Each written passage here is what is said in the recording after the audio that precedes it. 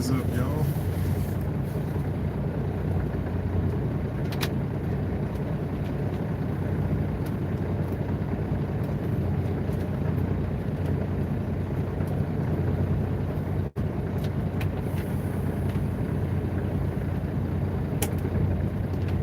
You gotta give me a second. Gerald Morgan. I'm up here now, dog. Hey man, how's North Dakota looking? How's the? They're supposed to be having a job fair on the. What's up, Dab Josh? How's it? Everything's turning out all right. I got Sunday is my last day over here in West Texas. I will be moving on, and I've already. Hold on just a second. All right, can you guys hear me well? Let me know. Leave a comment. Don't forget to hit that like and subscribe. Gerald Morgan, what's up? Dab Josh, what's up, man? Stuff's going pretty good. Gerald Morgan, man, how's North Dakota looking up there? I know it's nice and warm and comfortable. I want to see what the temperature is up there. Cause it's like 90s. It was 100 or so earlier this week. Let's see. Trail ranking. I think it's in the 90s. Yeah, it's like 97. And we've been over here for a while in West Texas. Come on, man. 1, 2, 3, 4, 5, 6, 7. 7 trucks ahead of me, so I got some time to kill, and I did not expect that it was going to be a whole bunch of trucks out here, because it hadn't been. It's been relatively quiet out here, but it is what it is, man. I'm in the line right now waiting to get loaded. Thank you guys for hitting that like and that subscribe button. So now, yeah, they're about 85. I don't think it's gonna get into the 90s until, well, you're almost in August, so yeah. It probably gonna hit the upper 90s. Man, I did not want this to happen here today, but it is what it is, man. It's gonna hit the upper 90s somewhere up in August. That's when it's gonna, like, really a good dry heat. But that heat up there in North Dakota, man, I could take that all day, man. I had a doggone heat stroke in West Texas. My air conditioner stopped working, and I was like, yeah, I'm gonna tough it out. Had me a nice little heat stroke. Had me out for 2 days. Went and stayed in the hotel. So make sure you guys are drinking plenty of water. Fruits such as watermelon, honeydew, cantaloupe stuff is really great for it's great for pre-hydrating yourself, because your body will work that fluid out of the food throughout the day. But yeah, that was a fun experience, man. Get off work, go get in the shower, and just, man, go try to lay down. I had the air conditioner on, and I'm sitting there shivering and shaking. I'm thinking I had coronavirus or something, man. And finally had to turn the air conditioner off and just let the room warm up. But after about 2 days, I kind of started coming out of it, and back out here in it again. Sunday, Monday is gonna be my last day out here, and I will be moving on to my next adventure. We'll be taking you guys with me. And what's up, Grant 50? 75, a good price for a Tut Hill blower, PTO installation included? No. Are you talking about a brand new? You talking about a brand new blower? And I mean brand spanking new. Timothy Fritch, President, nice to see you. What's up, Timothy Fritch? Long time no see, man. After 3 sunny months, something got me also, maybe sun poisoning. Owen Trammell, what's up, man? It's good to have you guys up in here. I'm waiting in line to get loaded right now. I'll let y'all see real quick. Yeah, been staring at the back of this dude trailer for probably the past 30 minutes. And the dude over here in the silo right now, he moves. I'm like, doggone, that means they're filling the silo up to load each truck. I was sure hoping that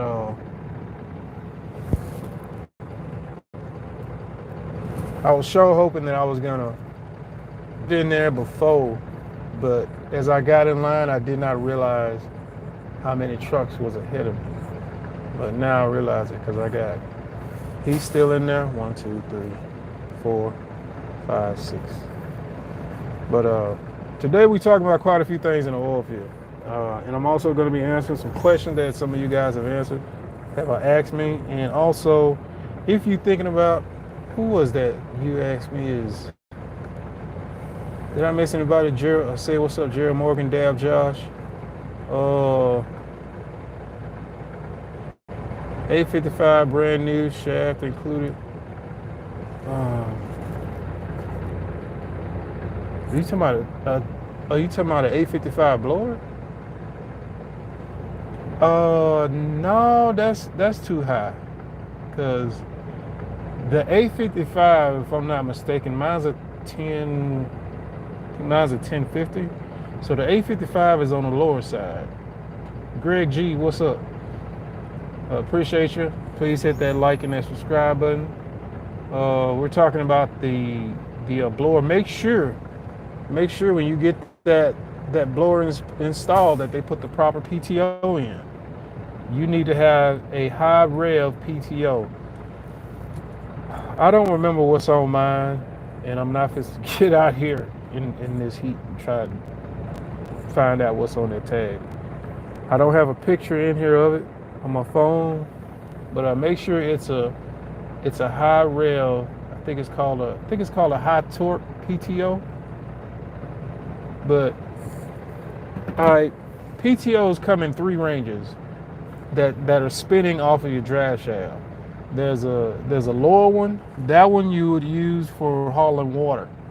The mid-range and the high, you can use both of those for hauling sand. The mid-range is going to do just about as good as a high range one. For example, these guys that got the higher range PTO than me, I can get unloaded about the exact same time as them.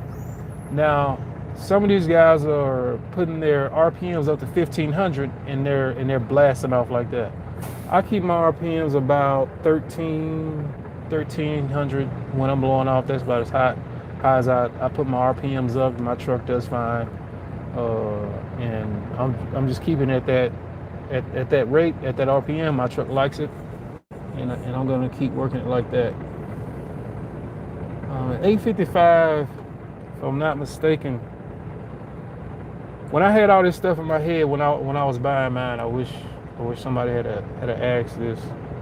I could have answered you with a lot more detail.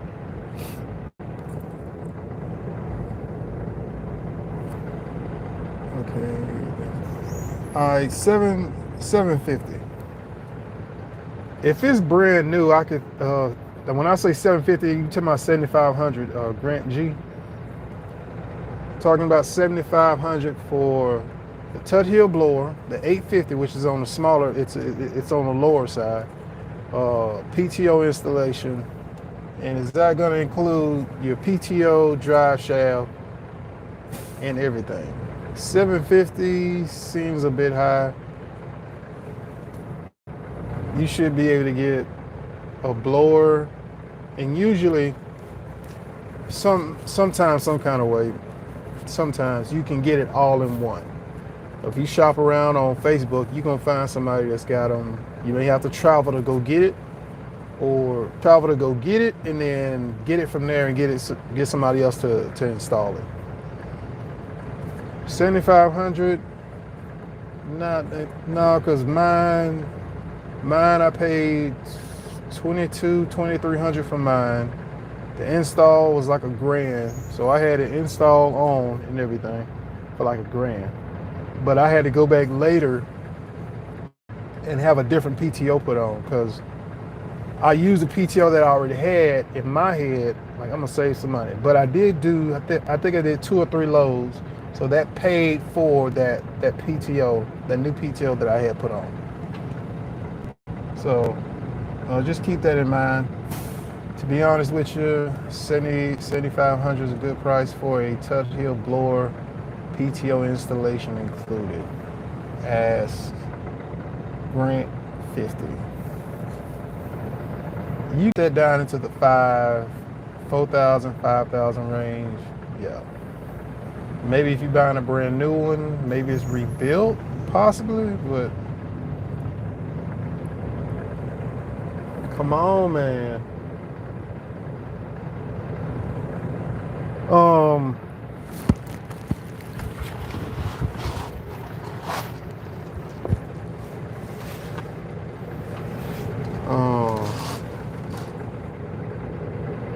It depends.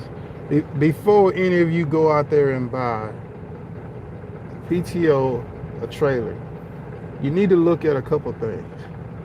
Whatever you put on your truck that you're gonna make money with, make sure it gives you the most options. For example, my vac pump that I had on my truck gave me a few options, but the blower is kind of about the same way. Vac pump, a vac pump like I had, you're really only going to use it for one thing, a limited number of things. You're going to put suction on the tank and you're going to put pressure on the tank. But it is not like a blower. A blower, you will get that sucker up to 15, 20 PSI. Like that stuff it'll definitely hurt somebody, if not kill somebody.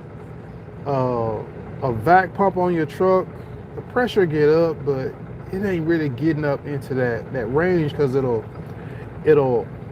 spin itself out. Like it'll just keep spinning, and then it'll pressure up so high, and then the pressure will kind of just where it like stalls out. The pump will be spinning, but it can't put any more pressure on the tank. So that's the difference between a vac pump and a blower. That blower will continue putting pressure in that tank. And if your pop-off valves on set, you're gonna blow something up. That's the difference between a blower. It is going either way. Trying to think what else. I got to learn to do most of your own work. And yeah, get online, junkyards info, and spread it around. Greg G, I have a manual restriction on my CDL. Is there any jobs out in the oil field for me? Currently working for a natural gas company. Last 15 years, $85,000 a year. I'm trying to make more. Okay, Greg G. You want to make more than $85,000 a year, you're going to get your own truck, buddy. Because $85,000 a year, you're so close to 100, you can't really see the difference if you were making 100. It'd be like an extra $100 or $200. So your next step is probably going to be getting your own truck if you want to make more than $85,000 a year.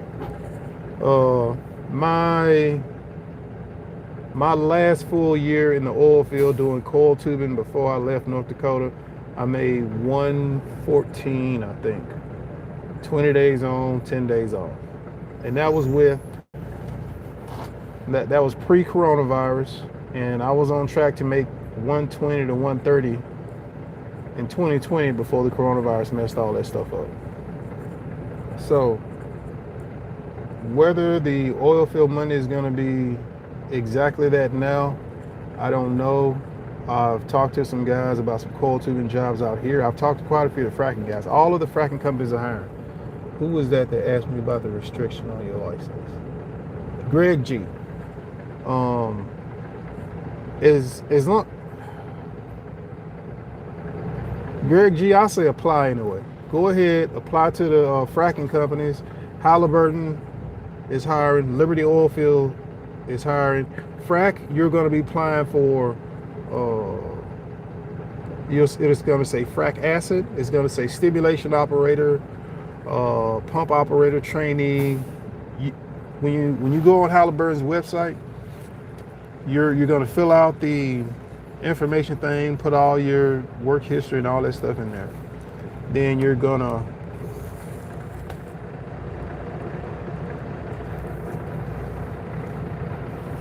look in I got a job fair video on here, and that video is from the job fair that I last went to, which was, I think, the end of June. I missed the one they had yesterday. But for some job fair information, companies that are hiring, all that stuff is in that video on my YouTube channel. It'll be probably video number 6 from my most recent when you look on my YouTube channel. All of the frac companies are hiring. ProFrac is a fracking company out here. I think ProPetro is a fracking company out here. Liberty is a fracking company out here. Halliburton is a fracking company out here, and I'm talking about in West Texas. Quite a few of these companies are also in North Dakota. CalFrac is in North Dakota. Halliburton's in North Dakota. Liberty is in North Dakota. I think Next Tier is also in North Dakota. Because Next Tier, the fracking company that bought out, the company that bought out C&J. I don't remember who that was after them. But, I don't know if BJ Energy Services is still in North Dakota, or maybe they've been bought out by somebody else. But those fracking companies, your rotation is going to be 14/7, 14/6, stuff like that.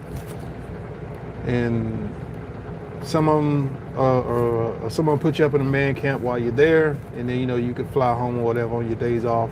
Liberty does a 14 and 14. And you said you got an automatic restriction on your license. So you also want to apply for some wireline companies.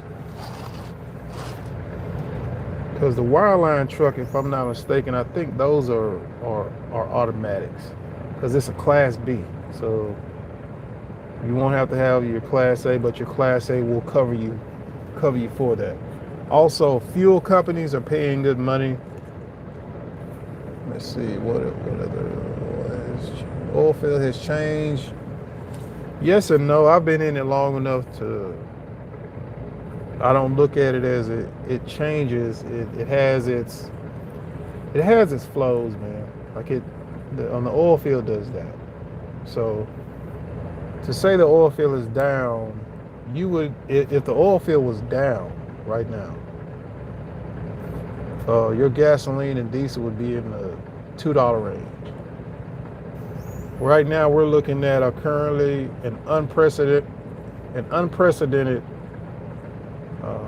situation with what's going on in the world market and inflation across the globe, and the regular price of everything else. And that all goes along with all that money that we all got. And I say we all got, even though everybody may not have gotten it during the 2020 coronavirus stuff. So we're paying that money back to the system right now. That's what's going on with that. And depending on where you stand when it comes to politics, there's a lot of shenanigans going on. What else?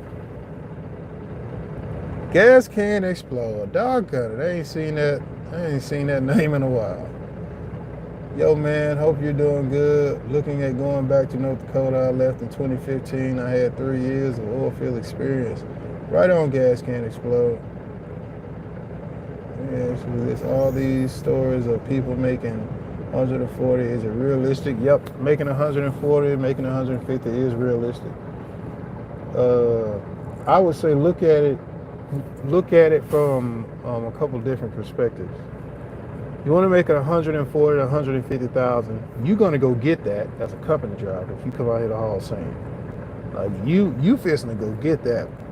I'm just being real with you. You fixing to hammer down 24/7 as an owner operator. You can have your nice jog and get it. But as a company driver, you're gonna run you gonna run your tail off to get that. As an owner operator, oh, I was doing that before I came out here. I did that last year with my eyes closed. And I think four of them months of 4 of them months of last year, 4 or 5 of them months of last year, I didn't even work, and I made what you just asked me about. So on the owner operator side, absolutely. Now, quite a few of that is going to go to fuel. A little bit of it's going to go to your insurance. Make sure you shop around your insurance. You go call around. You get on Facebook and ask questions. Hey, who has a good insurance quote for such and such? You may have to get your insurance from a different state if they got an insurance policy that they will insure you from outside of your state. Look around. Don't be afraid to shop around. Same thing when you're buying a trailer. All right. That's what I got to get back to before I get too far off. Well, if I forget, one of you guys remind me. Talking about your blower setup and your trailer, because that's some stuff we need to talk about. I need to tell any of you guys that's going to buy a trailer. So let me get caught up on your comments for just a second.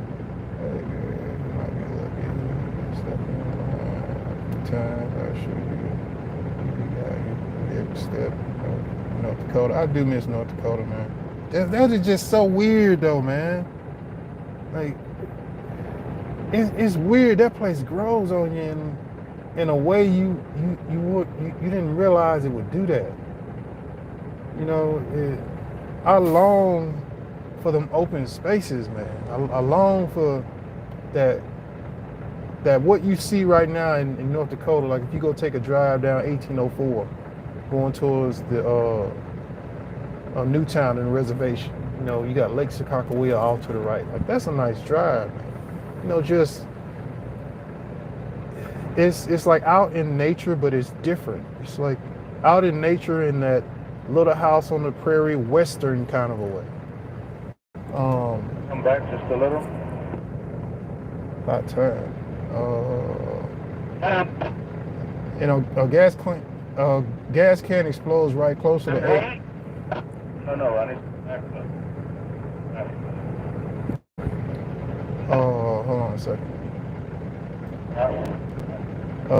Gas can. Dude. Come on now. Just back up, bro. Making everybody else take long. Gas can explode is right. Closer to 80, 90 a year, but if you have company housing, that's worth it. $20K a year in money saved. That dude, gas can explode, just said it perfectly. I made that 114 in 20. I made 114,000 in 2019, and that was with we had $1,200 a month for our housing allowance. My apartment was in the beginning. My apartment was $550. Next year it was $610. The year after that it was $785. Then it went up to $885, and I was there three years in that apartment, somewhere around like that. Because the first year I did 6 months, I left. The other guy I worked with, he stayed there for the 6 months while I went back home. And when I came back up, he went to go work at somewhere, and I stayed in that apartment, and he went and stayed with. He went and got his own place or something. So I was pocketing all of the money that I was making. That's why I always look at it as I got so much more out of it, even though I do like being an owner-operator. The life I had up there at the time, man, I had some stuff going. I was working on getting my pilot's license, and everything was boom right there. I could just hit stuff right out the way to work. And a lot of the stuff you wouldn't expect to be up there. I'm getting distracted. It's cold, people are warm, and landscape is enchanted. Gas can explode is absolutely right. Now in wintertime, North Dakota kind of sucks. There's no way around that. But ice fishing is something, a lot of people get into. I never got into ice fishing because there's no way in hell I'm going out on some ice in the winter. But, you can go hunting and stuff. But when the winter bears down in that January to February. But anyway, getting back to talking about your PTO and your blower and your trailer. Whatever kind of trailer you get, make sure your trailer is going to give you as many options as you possibly can. In front of me, this trailer doesn't have rear loaders on it. And I don't see a trailer out here that has any of that on it. Rear loaders are, it's got your hookup where they can load your trailer from the rear. My trailer can only be loaded from the top and also from behind my tractor. It can be loaded that way. But it's not actually made to be loaded like that. So I'm pretty sure I wouldn't be able to do any rail loads because it would have to be blown in. It would have to be blown into my truck from the top, because blowing anything into the bottom of my truck is just going to do this. Now, if they make an adapter that will allow me to blow it from underneath, that would work. That's why it's really important to make sure you get the right trailer. He doesn't have it on his trailer either. Actually, no, he doesn't. Make sure you get the trailer that has as many options as it.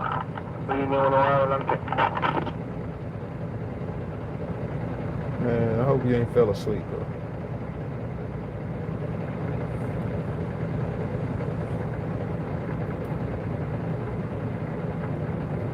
Come in. But make sure you get a trailer that gives you the most number of options. Make sure you get a trailer that has the shakers, agitators, or vibrators on the bottom of it. So if you haul a product that's something powdery, really light, that extra agitation will allow that product, that flour, really light dust stuff to fall down to the bottom so they can be blown out. And that's really important when you're hauling anything that is a powder kind of a product. Grain type stuff and dirt, sand, is typically going to fall down because it has some weight to it, and it's granular, means it's rough up against itself. So it's not gonna stick the way cement's gonna stick when they put cement in your trailer. Also, when you're buying a trailer, you need to make sure that you buy a clean trailer. That means you don't want a cement trailer that somebody else has hauled cement in it unless they're gonna clean the trailer out. And if you're buying this trailer from somebody and it's like that, they ain't supposed to clean that stuff out, because more than likely it's gonna have to be sandblasted out of there. I learned that from a pneumatic trailer dealership that I went to, and they had some trailers for sale, and the guy was showing me the differences between the different trailers. Some of them, they had cement hauled in them, and the ones that had cement hauled in them, the cement would cake up in the sides of it from moisture, and then over time, over and over again. So you would have a couple of 100 pounds of caked up cement on the inside of it. And a trailer like that, you can't use that for food grade anything, because that cement has to be sandblasted out of there, and it has to be pretty much certified clean again before you can use that for some food grade stuff. Trying to think what else. Also, when if you're going to be hauling different products in your trailer, you need to know whether you have any kind of corrosion in your belly lines. If you have metal belly lines like I have, same thing. Metal belly lines are better because, as I've seen other guys with hoses as their belly lines out on location, you can rupture a belly line and start blowing product everywhere. And I've seen people blow their hoses out up underneath the trailer, hauling sand on location, blowing off. And that's one of the biggest differences between a metal belly line and a soft or a hose belly line. Is the metal belly line, it's solid all the way from where your boots are at on it, from your T. So you have your T that's sitting down at the bottom. Your valve is, your open and close valve is up here. Your T is here. Your boot, your rubber boot sits here. Your metal line runs all the way. I can't see no truck out here that has one on it right now. He's too far away for you to see.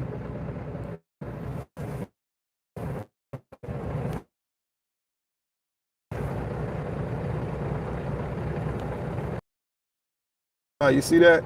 That right there is a metal belly line. I can tell that all the way from over here.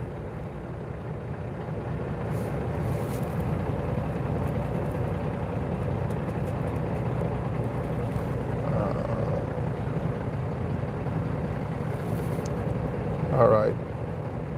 That's a couple things that I really wanted to share with you guys about when it comes to pneumatic trailers. If I knew then what I know now, I wouldn't have bought a trailer like the one that I got. The trailer that I was just showing you, I would have bought one like that, because now, looking back at it, in between that, let me show you. All right, you see this guy's trailer right here? All right, in between his trailer, those two humps on the bottom, all right, you can use that space for storage. So you could put a tire, so you could have two tires. See this space back here where those two tubes are?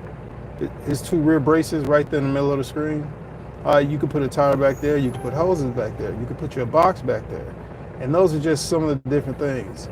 See on the top of his trailer, he has a 3-drop, so he has 3 lids that he can open up and he can load in all 3 of them, but for hauling sand and quite a few things, you could just use one. And then as it starts getting full, it's going to spread out. And product, sand, or whatever it is, it's going to spread out.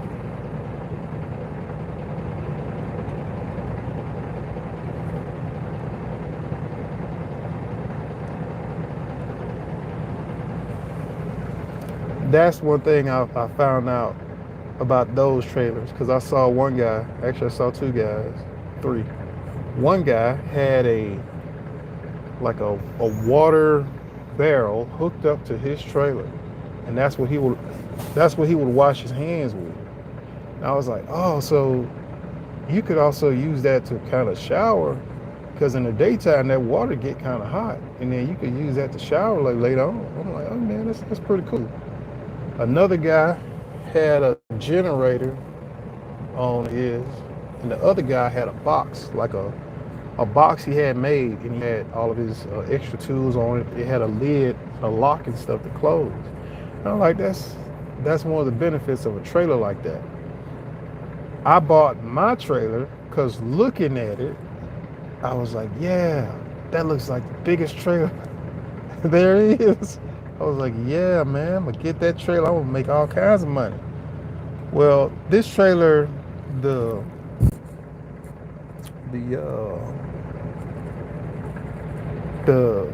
tag on it says 15 cubic feet, 1,500 cubic feet.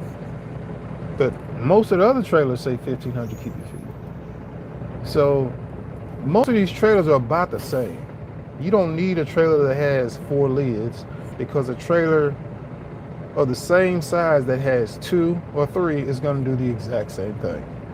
It's just a matter of what they're loading in it and whether they want to load through all 3. They're fine with loading through 1 and letting the product fall as it's falling in, and then it just starts to spread out like that through the trailer. Because I have 4 lids on my trailer, but I only use 1. I used to use 2 in the beginning when I first started out here, and then I kind of noticed like, okay, I can do fine with just 1. He's got 3. Hey, look, this is what I'm talking about. All right, you see this dude trailer? You see that right there? On the back of the trailer, he's got those tubes coming down. Doc, you can't see it. Right there, on the back of his trailer, you see that? He's got 2 tubes coming down next to the ladder on both sides, one on each side.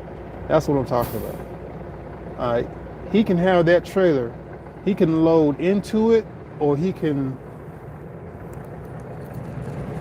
Well, he can't load out of it. He can't blow out of it because it would just be air from the top.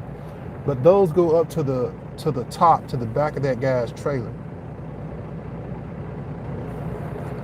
Those go to the top of his trailer, so he can have product blown in from a rail yard. He can pressurize the rail car, push pressure into it, and then have the pressure push the product up through that line into the back of his trailer.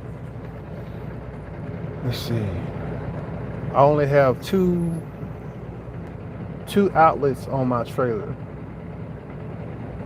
and my 4 drops that I have at the top, my lids that I have at the top.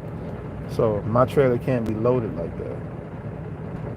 Of course, I don't know everything, but this is just my perspective of me trying to envision how that would work. But if they can put it into the top of my trailer, I can haul it. It's either that or get some work done and get some additions added onto my trailer. But these trailers aren't that expensive. So for those of you that are looking to get you a pneumatic trailer, the pneumatic trailers themselves aren't that expensive. I think it was Greg G. Gotta go back up for a second. Was it Greg G? You asked me about that 7,500. Hold on a second. Yeah, Grant 50. Grant 50. You said that about the Grant 50 for 750. For 7,500, you can get you a trailer. You can get you a selection of trailers for that price. Go on Facebook. Look in the Texas area, look for pneumatics, look into Texas, Arkansas, Louisiana, Oklahoma, probably over in New Mexico too. You can find some good deals on trailers. I paid more for mine because once again, I thought the bigger trailer was going to haul more and make more money. But most of them are all the same size, about average. From what I can tell, and I've looked at some different guys' trailers, like, hey, you know, how many cubic feet is your trailer? You know, I go look on the tag and see what it says. And most of them are about the same by average. You know, they do make bigger size trailers, but the larger trailers aren't really for a denser product. The larger trailers are for a lighter product, so you can get more of the lighter product in it. My trailer is made for a lighter product. I think my trailer at one point even had the shakers on it, but I think whenever they started hauling sand, they removed it and they put new bottom drops on the bottom part of it, is what it looks like. Make sure your pneumatic trailer doesn't have any holes in it. You're going to have to pressure that trailer up at least to 10 psi. That's the best way to do it. Pressure it up to 10 psi. You don't need to go all the way up to 15, but pressure the entire trailer up to 10 psi and let it sit there. And you need to watch how long it takes for it to drop. And shout out to Chasing Andrew Jackson, because he was the one that showed me how to check for leaks. Go get your soap and water bottle and go all over every connection that you can find on that trailer, that soap and water bottle, looking for leaks, because he showed me some leaks that I didn't know that I had. You're gonna have to get on top of that trailer and you're gonna have to do the exact same thing. Check for leaks, look for leaks, and you want to do all of that before you purchase your trailer. This guy's trailer, he has a tire rack on it. That's a benefit. In case you blow a tire, boom, you can get the old tire off, put the new one on, and keep on rocking. So if it's got a tire rack on it, that's even better. The trailer that gives you the most amount of options for hauling sand, food grade product, industrial, and anything else is going to always be in your best interest. And the trailer that gives you the most and the best utility now and in the future if you choose to go haul something else. So try your best to look at it from a complete perspective, and remember that a pneumatic blower and a pneumatic trailer go hand in hand, so you have to work with those products that you can move in that. Now, if you're a company driver, what the hell? You can go try it out and see. See if you like. Tanker Monkey, what's up, bro? What's up, man? Dog got it. Man, shout out to Tanker Monkey, bro. Tanker Monkey's been up there in North Dakota. I watched, what was the last video you had? Because I'm saving one of them to watch when I start driving. But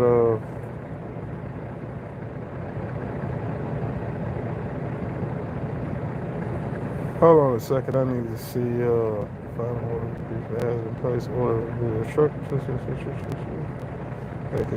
Okay. Shout out to Tanker Monkey.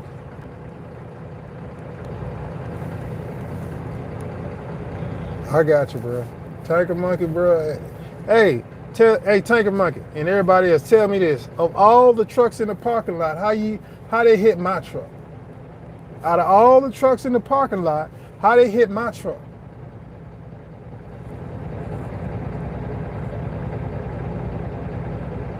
And I've been parking at the hotel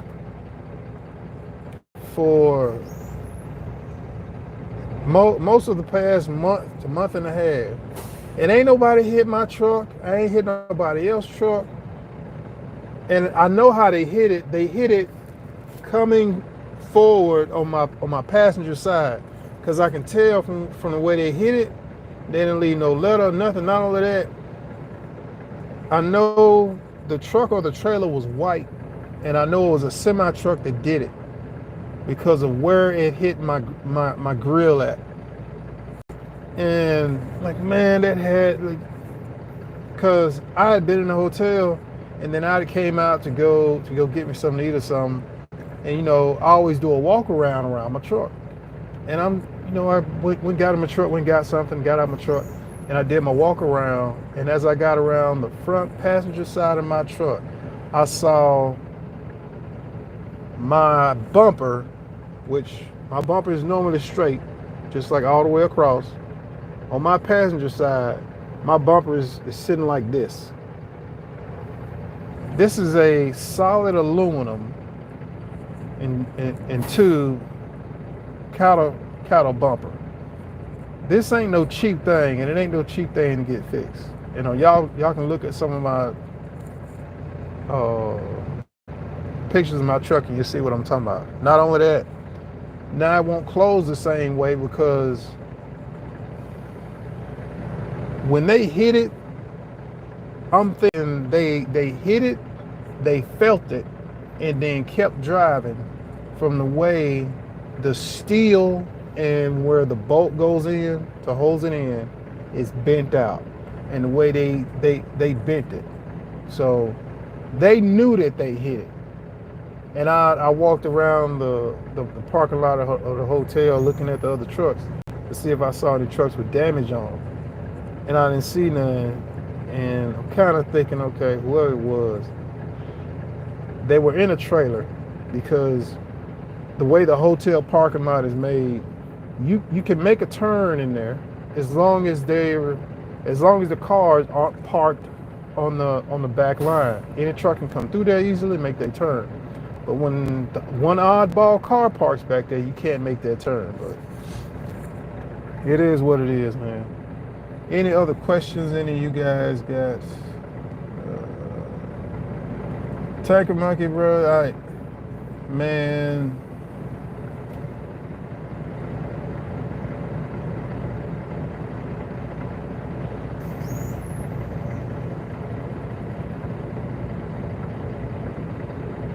Tanker Monkey, bro. Man.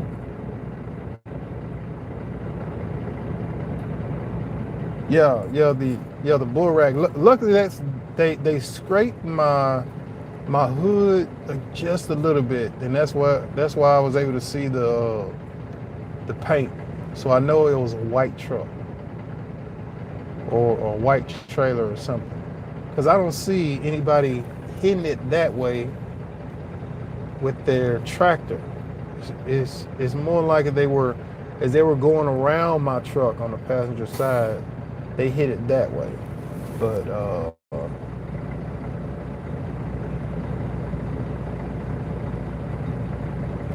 appreciate that, cyborg. But yeah, Tanker Monkey, they bit my. You can't see. I can't put pictures on here on the YouTube live, but I'm like, man, I'm just a few days away from being out of here, and that had to happen. I hadn't hit nobody's stuff, and ain't nobody hit my stuff. My truck's been doing good, and doggone it, somebody didn't hit my truck.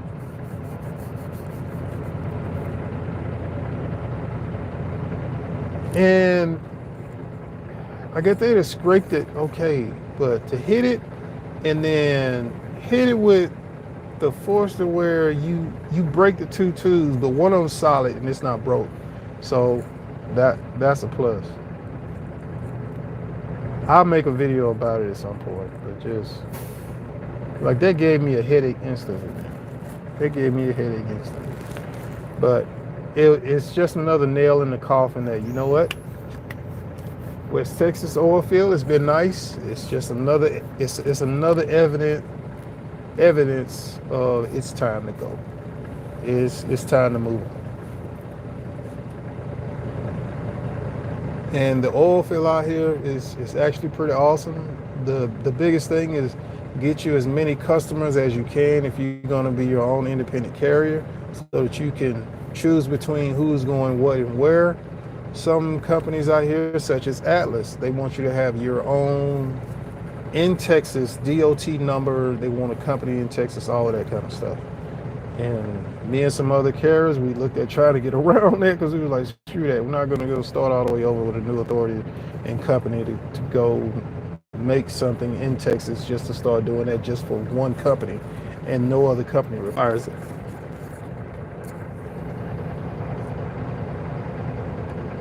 How does it work in hit and run? I went to the hotel. I said, hey, do y'all not have any cameras? And they're like, no, we don't have cameras in the back part of the parking lot. I'm like, come on. Then 2 weeks before that, I lose my side box on my passenger side. That one was all my fault, because that was part of the day I had the heat stroke. And I was really not in my right mind to be trying to figure out what I was trying to figure out with my truck. But my air conditioner wasn't working, which is what led to my heat stroke. And it was hot. The well went down and we had to sit. So I had one or two options. I could sit outside in the heat, or I could sit in that hot truck. And okay, I sat outside. At least the wind was blowing outside, because that truck was even hotter. And that same day or the next day or whatever it was, I was trying to figure out what was going on with the truck, couldn't figure out what it was. I'm like, okay, I'm gonna go put some Freon in. And I was hot, had already had a heat stroke, and I was trying to figure out something with my truck. Those things did not mix. And I had already stopped to checked my truck for something. I had to take that side box off, and I put it back on. And I know I put that side box back on. Then I got to O'Reilly's where I was putting the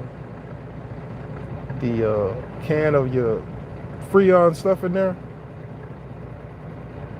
and somehow I took the box off. Yeah, cause I was angry. I was mad, but I was mad because I was hot and my head was hurting.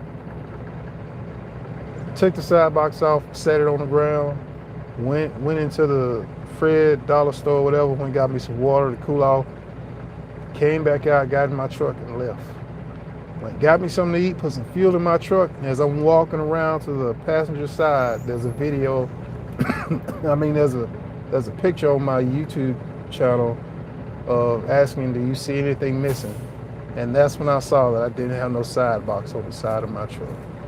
And man, my heart sank because I knew there was no way in hell that side box was going to be laying on that ground when I got back to that O'Reilly's. And sure enough, finished filling up, got in my truck. I took off, headed back to that O'Reilly's. And as I'm pulling as I'm getting closer to it, I don't see that toolbox lid sitting on the ground. I'm like,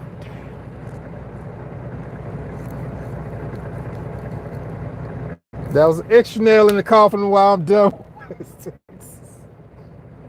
And I asked the people, hey, y'all got cameras over there? No, we don't have cameras on that side. They're like, come on, man.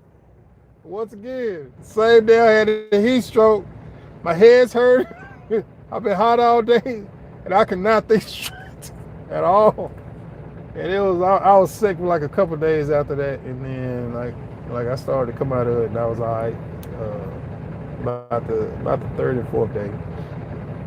But that hurt, and then getting my truck hit, and my truck ain't got hit by nobody all this time, going on almost 2 years, or a month away from being 2 years. Ain't nobody hit my truck, man. Doggone.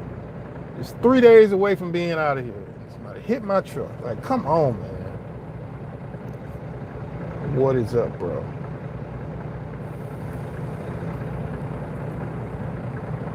But other than that, there are great opportunities in the oil field as an independent carrier, or whether you lease it on to somebody, or whether you're a company driver. Company driver, you're going to have to go get it. You're going to have to run and go get it. No, Tiger Monkey, I don't have a dash cam. Like this is my phone. I got more than one phone. I actually got 4 phones. I probably got another one at the house. But 2 have service. 1 is a backup, and the other one was one that somebody gave me for $25. So, but this is my cell phone. No, I don't have a dash cam. A dash cam would have been awesome because I could have captured the people that did it. And I went around to every truck that was in the parking lot, and I looked around each for damage. And I know there's 2 trailers that's been sitting in the same spot, so I knew it wasn't them. And I thought it was the 2 new trucks I hadn't seen before that were on my driver's side, but I walked around their truck and trailer, and I didn't see any damage. So, I'm like, man. But today's Friday. Also, the stock market is back up.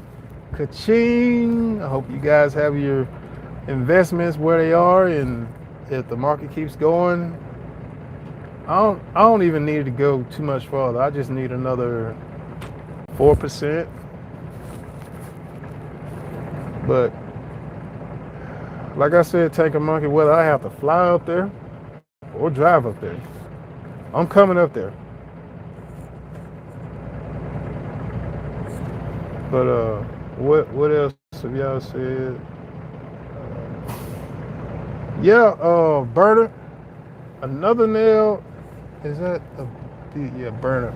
Another nail in the coffin of this place.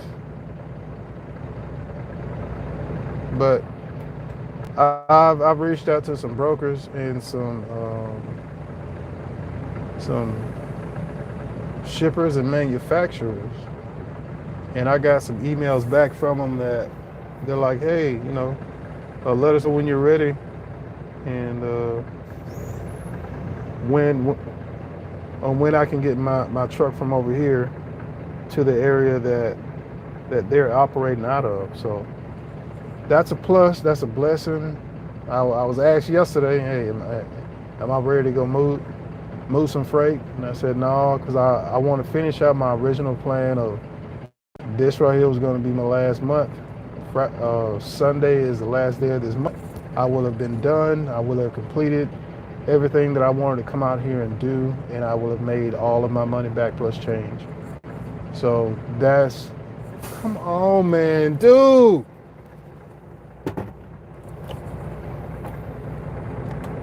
What's up, man? Dude, no. I'm not talking to you.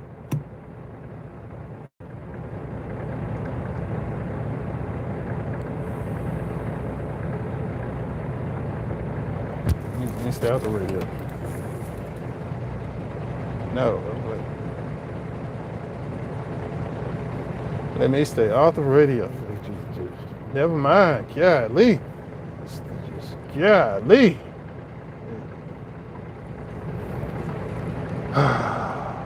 Fat Daddy the trucker. JP, what's good? Getting out of this hot place. That's what I'm doing, bro. I'm getting out of this hot place. This place ain't bad. There are a lot more women out here. That is awesome.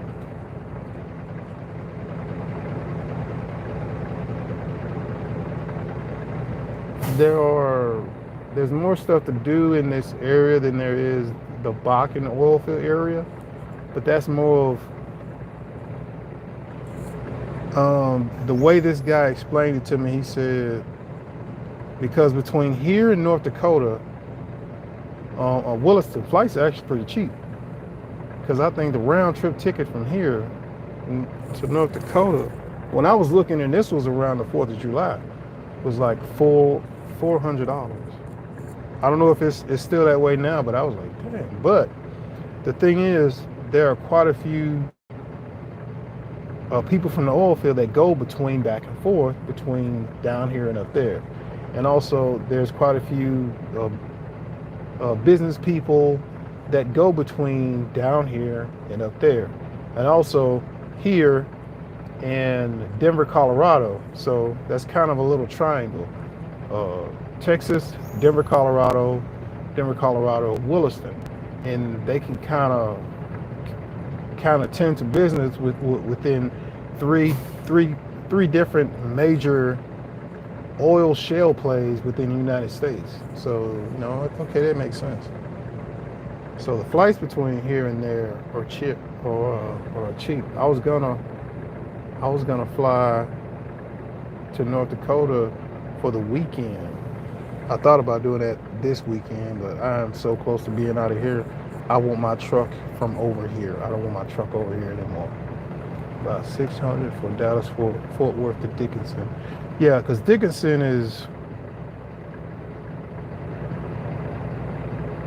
ain't it Dickinson, Bismarck, or is it Dickinson, Colorado, Denver? Because I've never flown out of Dickinson before. I flew out of Bismarck to go to Jackson, Mississippi, because it was Bismarck, Dallas, Fort Worth, Jackson. Otherwise, it's Williston,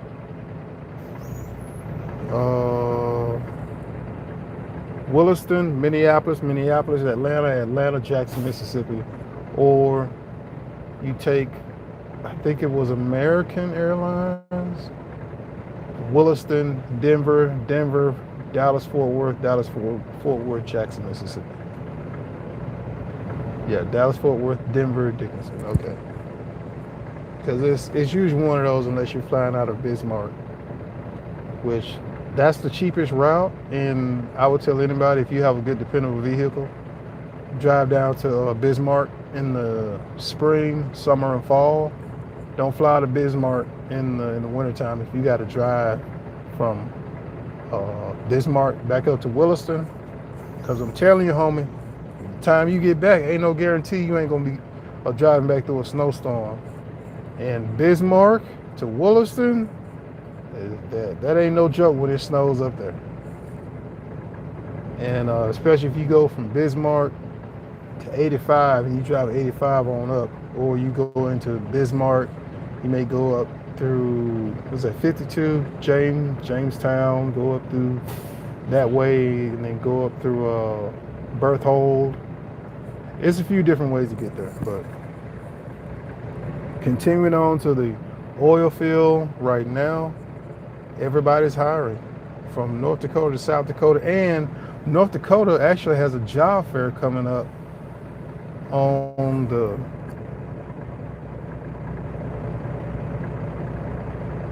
North Dakota has a job fair coming up in September.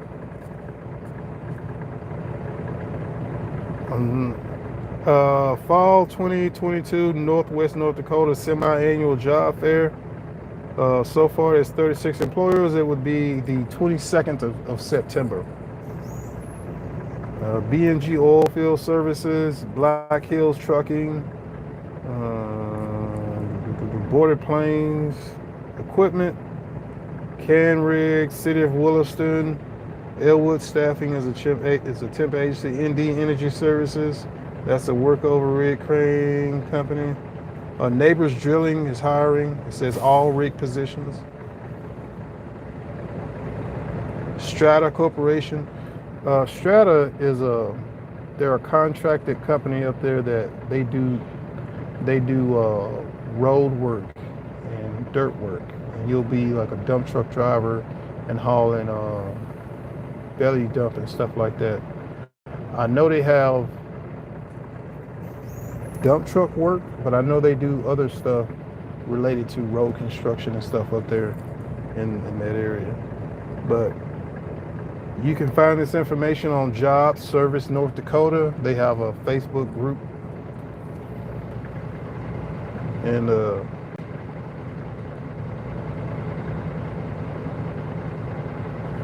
that's what it looks like. Job Service North Dakota. You can go on their website and you'll click on the little tabs. You see me make videos about it before. But yeah, man. He is the new quarterback. Good times, bro. Good times. Sweaty. But my air conditioner is working. I'm extremely happy. Oh, man. Not only that, them 2 days that it was hot was like the hottest days it was. One day it was 109, the other day it was 108. Like, when it gets that hot, it doesn't matter what you do. It's not going anywhere. You're hot. It just gets to a point to where me getting the heat stroke was my fault. It's just that I had been hot so long that I forgot that, I wasn't sweating. And it didn't occur to me until after, because I was probably outside my truck that day, hour and a half. Then they came back online. Had to wait for them to use some sand. Then we could start blowing the sand into the silos. So that was another 45 minutes to an hour I had to wait. And it didn't dawn on me that I had stopped sweating. And I usually drink almost a bottle of water before I get out my truck, and take a bottle of water with me while I'm out there. And I'm usually good. But that particular day, without my air conditioning working, that day, and it had stopped working maybe like the other day before or whatever. But somewhere within that 3-day period, bro, it was some hell. It was some hell. But I lost some brain cells, but still alive and kicking.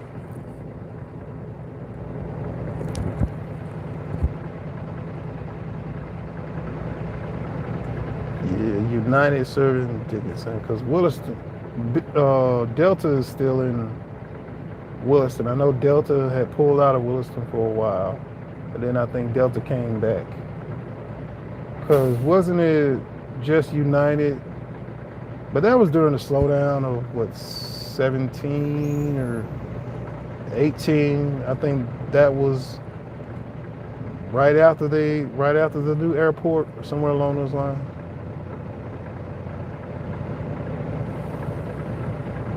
Okay, whoever that is, you're getting blocked right now.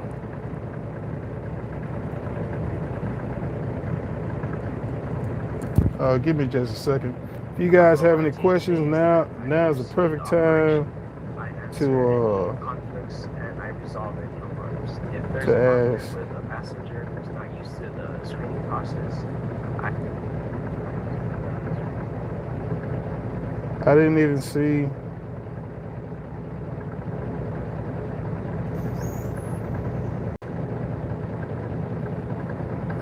Any tips for a young, ambitious man with a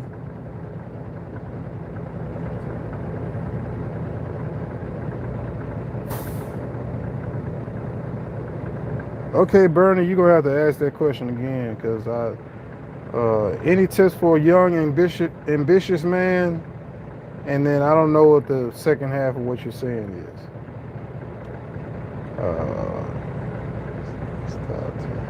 American Airlines nonstop Dallas Fort Worth to Bismarck. That's what I always liked about Bismarck. It was $200 or $300 cheaper to fly to Bismarck when going to Dallas Fort Worth than from Williston. Because I drove quite a few times to Bismarck. The only thing is, the way I would do it is they have the car auctions in Bismarck, so I would time my flying out when there were car auctions on my off days, and I would fly out then. That way, boom, I could hit the car auction. Then if I catch them at the car auction, go ahead, pay for it. Then when I got back, I could drive that car from Bismarck back up to Williston, sell it, or if I didn't like it, or if I wasn't feeling it, just turn it back around in the auction.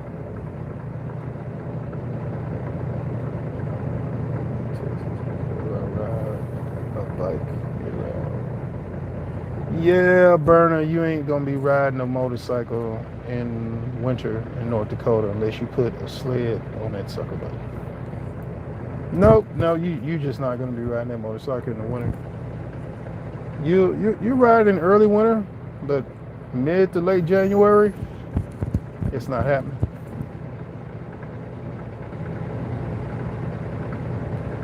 D Bar says crew been a little slow lately.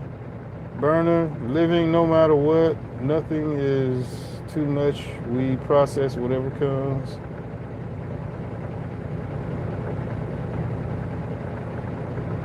Yep, Tanker Monkey's right.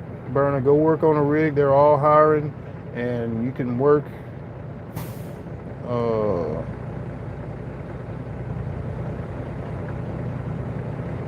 And you can work all the days you want. But I think drilling's usually what, 2 weeks on, 2 weeks off, something like that.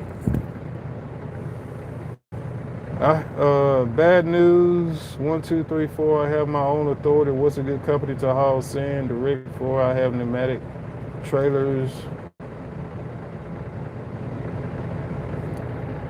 Any of the fracking companies. Any of the fracking companies. I would say if you, all right, this is what I did, and I tell all y'all this plain and simple. I did my research. Everything that I own is paid off and was paid off. I bought my dry van right before the first time I came out here, but I had just bought my dry van 5 days before I came out here, maybe like a week before I came out here. Had I known that, which I was already thinking about coming out to West Texas and working in Oilfield anyway, I wouldn't have bought the dry van. Instead, I would have took that money and I would have done what I did now with that money and then got the pneumatic and the blower. And in all, when I look at it, I paid because I had some stuff done in my trailer. Most of it, I have to say, all of the stuff in my trailer I've done myself. All of the, I don't want to call it repairs. I just want to call it updates. Replacing the dome lids. That's update type of stuff. You know, when you get a hold of a trailer that somebody's had, and some of these trailers that you're gonna go look at, especially if you go to Arkansas, Tennessee, Alabama, places like that, these people have been had these trailers for sales for over a year. The place I was gonna buy my trailer from, that same guy has been had them trailers there for over a year. But the area where he's at, you're not going over there. There's no reason for you to. On top of that, you have to have a reason and know where this place is to go look at them trailers. And most people ain't venturing that far over into that state like that. But as a truck driver, you know, hey, you could, you're gonna travel anyway, but oh yeah, D-Bar says lots of workover rig work in North Dakota. Everybody's hiring for workover rig work. What's up, Sisu? SISU. Look those guys up. I see them out here. I see Iron. I don't remember the name of them. Iron something. I see quite a few of them. Western Hauler or Western Express. They're out here. Trying to think who else. So I would say for anybody that hasn't done this out here before and you don't know if you want to, try it first, see if this is the type of life and work. Nah, it's just a rural area that you're not going to go to unless you have a reason to go to. It's like parts of Mississippi. Parts of Mississippi, if you ain't got relatives there, you are not. It's like Perry County, Mississippi. You're not visiting Perry County, Mississippi because there's no reason for you to go there. It's like Prentice, Mississippi. There's no reason for you to go to Prentice, Mississippi or Bassfield, Mississippi. There's nothing for you to be looked for there with out-of-state tags, except for the police to stop you. You lost? Hey, that's why you guys have noticed. You ever see those videos on your Facebook or YouTube where the people are giving the police officers lip, like they're talking back to the police officers? Y'all ever notice them areas where the people are at? They look like areas where, yeah, you'll talk back to the police officers. There's some areas that you might be thinking it, but you ain't fixing that. That filter in your brain is gonna tell you to, this ain't the time. Oh man. Bad news. 1, 2, 3, 1. 1, 2, 4, 3, 1. I have my own authority. That's a good company to haul. What's a good company to haul sand for direct?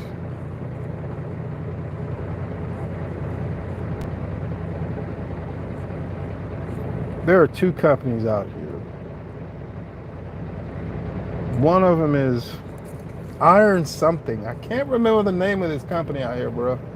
And I see them a lot. And I've talked to their drivers and their owner operators, and they've got their own yard where, you can have your whole owner operator setup, at their yard and just run your stuff out of their yard. And if you need maintenance or whatever, you just work with them, like you would a shop. They got shop rates that are better than. I don't think it's ironclad. One of them came by here. Oh, come on, man. I'm not trying to sit here all day.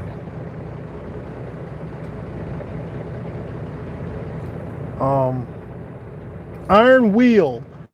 Iron Wheel.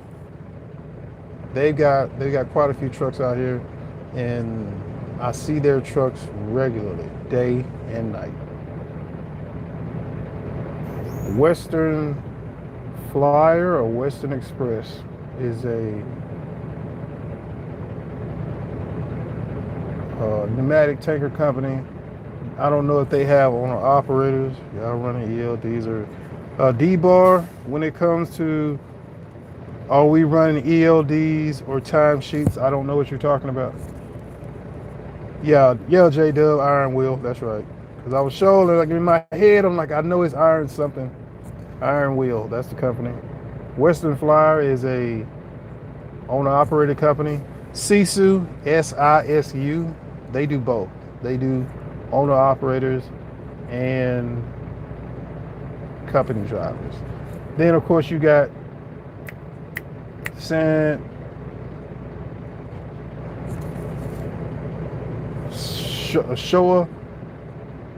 SHAO, Sand Haulers of America. That's another one. Company drivers and owner-operators. There's a company out here called Star, but I don't see their trucks out here like I used to. I see one every now and then. I went and talked to them because they said it's 90% to the carrier, and I think it's 95 if you have multiple trucks. I talked to the guy, like I actually went to the place, talked to the guy, and he said that they sent most of their trucks to Oklahoma and to South Texas.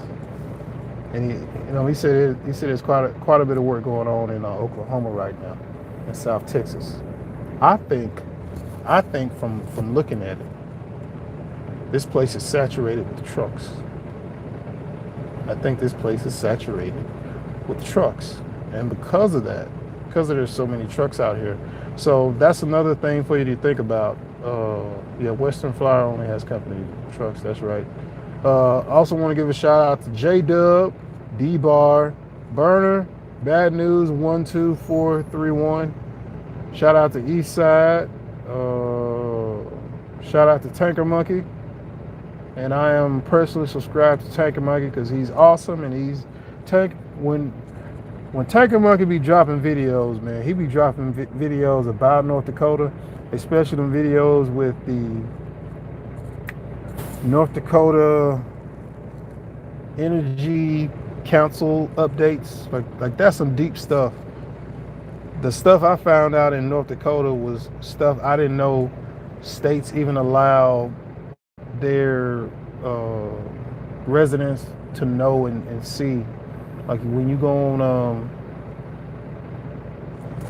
North Dakota Job Services website, I don't remember exactly where this is at, but on their website, somewhere on there, it's like the amount of barrels drilled, like by the year, by the month, number of rigs. It's so much information on there for the residents of the state of North Dakota to stay informed about the energy market in their state.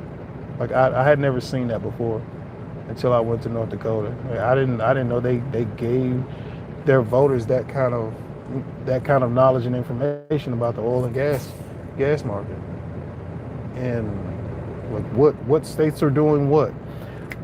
Tanker Monkey, you still got those you know what I'm talking about, the Oilfield papers. I don't know if they still have them. One of them was called the crude something. The Bakken was one, and the crude was like the black and white one. It told you like a whole bunch of stuff, like all the Bakken oil field stuff that was going on in the area. I know you know what I'm talking about. Is that it? The Bakken Weekly? And Tanker Monkey's right. Insurance and fuel is... Man, Alaska Trucker, bro. What are Alaska videos at, man? Like every twice a week, man, I'm like, okay, man, Alaska Trucker still ain't made no video. Make a video about something in Alaska, man. I've been trying to hype myself up about going to go visit Alaska for the longest. But I'm like, man, okay, Alaska trucker gonna know stuff about Alaska. I'm pretty sure other people got videos about stuff in Alaska, but I know Alaska trucker knows some stuff about Alaska. So shout out to Take a Monkey, Alaska trucker. And Take a Monkey's right. Insurance and fuel is going to be your number one expenses. And I would advise any owner operator to get the Mud Flap app. RTS is another fuel card. I've heard plenty of guys preach about RTS. I know Mud Flap is just an app on your phone. It's not really at the major truck stops like the Pilot, Loves, TA, Petro.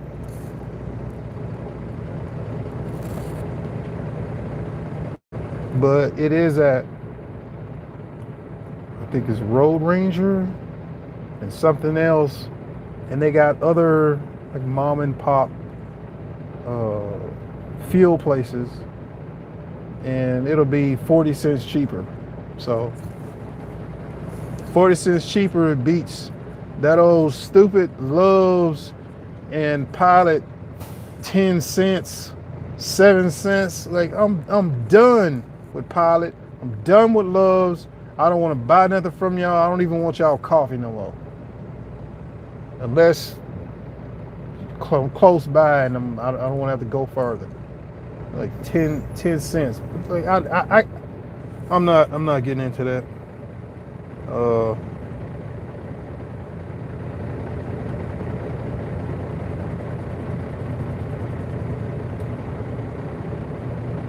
All right, Take a Monkey, man. You be safe.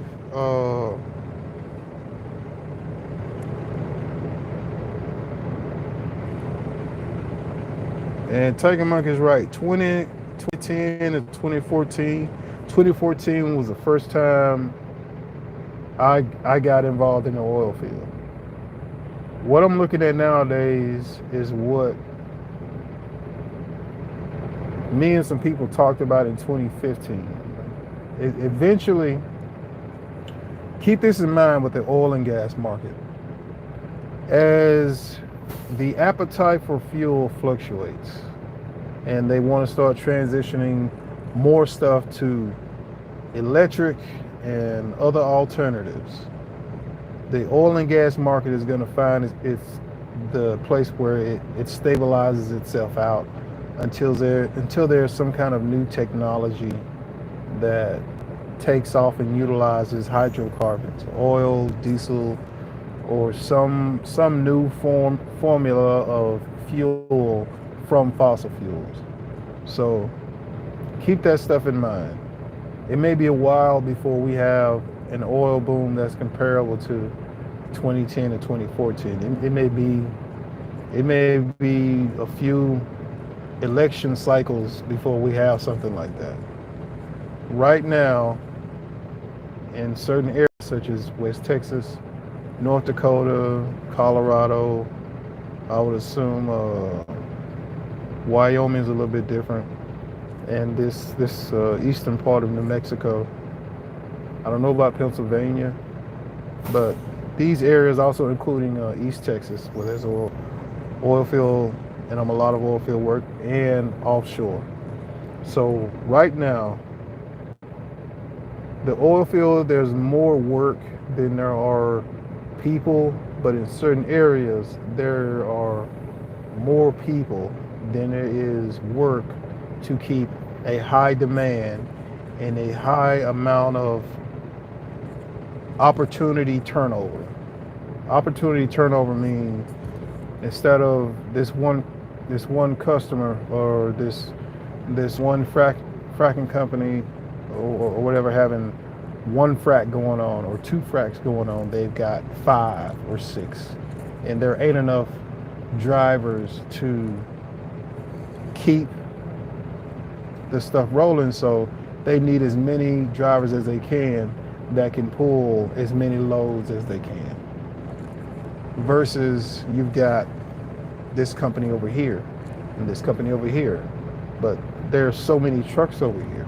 That's something I didn't realize. I didn't take into account the sheer number of trucks that are hauling sandbox and trucks that are hauling pneumatics to haul sand. The good thing about that is people are looking at this so much, so it's a perfect opportunity for me to slide off to exit stage left and see what else I can find or do with this truck and trailer setup that I have right now. So that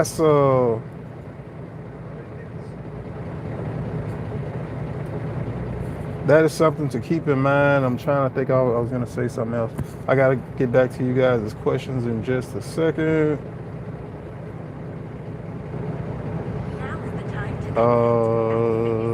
Frack and work over. Tanker Monk is right. Frack and work over. Where are laborers needed the most? Work over rig, drilling, frack. Yeah. Just realize, work over rig means work. There ain't no way around that one now. So make sure you bought that life before you go out there and go start doing that work. Because like Paula said it. Actually, no. Like the guy said it in Tanker Monkey's video. Four people will show up to. They'll have four people who apply for the job. Four people that apply for the job, go through the hiring process, get approved to get hired. One doesn't show up. Two of the three that show up quit the first day, and then the last one might last a certain number of weeks or months. So there are some of you out there, especially people who you have been within the system and you're out and you're ready to move on with life and you're ready to focus on your future. Work over rig. I know quite a few people that have gotten out of the system and they've started working in work over rig, and them guys are supervisors now. So there's work out here for everybody. Every frac company's hiring. If you have a CDL, you have a better chance than anybody else, whether you have a restriction on your CDL or not. They just want to make sure, okay, you can get their equipment from point A to point B. Okay, you could drive a truck, then you can easily just swap it on over to knowing how to drive a standard, because at least you can hold the steering wheel. Then it's just figuring out the shift pattern, and boom, you got it. So if you're out there, don't worry about what is taking this line so long.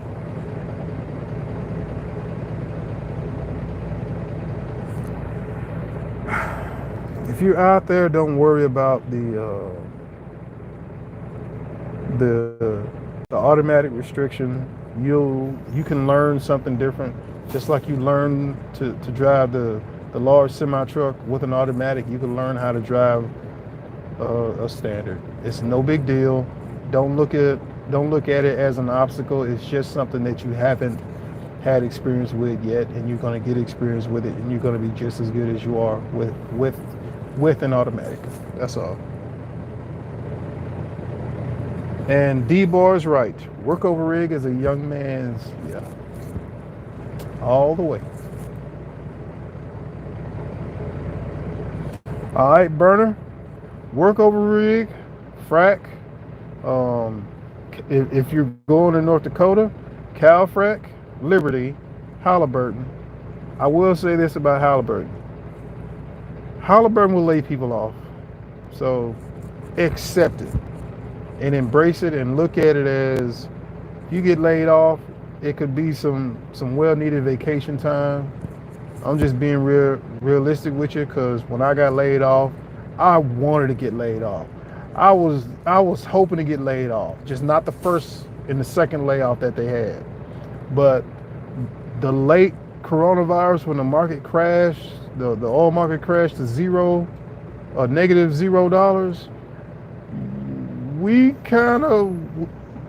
were told we weren't going to be laid off, Then the next day, the company man was like, actually, it wasn't even the next day. It was maybe an hour later. The company man was like, okay, after this well, we're gonna be shut down for a while.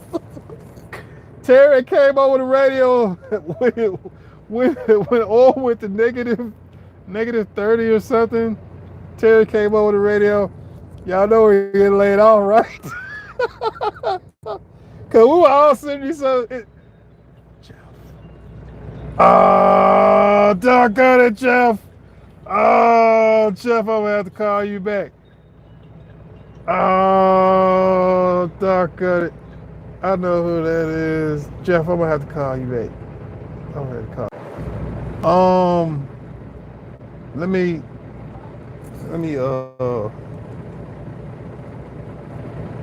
let me finish what I was talking about. I gotta holler at Jeff.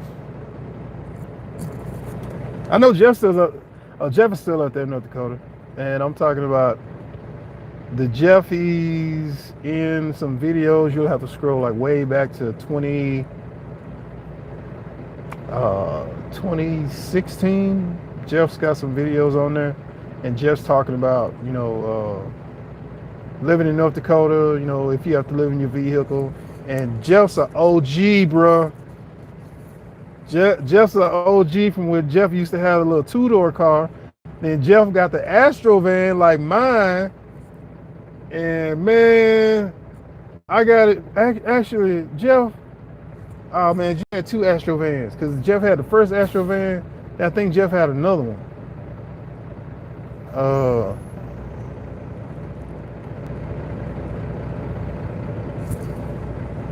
Burner says, and keep it pumping, JP. You're a legend. Man, appreciate that, man. Thank you I take that as a compliment, man, and thank you. Yeah. Hopefully, man, I can turn this around. I got Sunday's my last day, and I'm happy to be moving from over here. It's just a matter of I didn't know if I wanted to. If I flew back home, I knew I would have to come back over here. And I could just be burnt out of being over here in this area. So,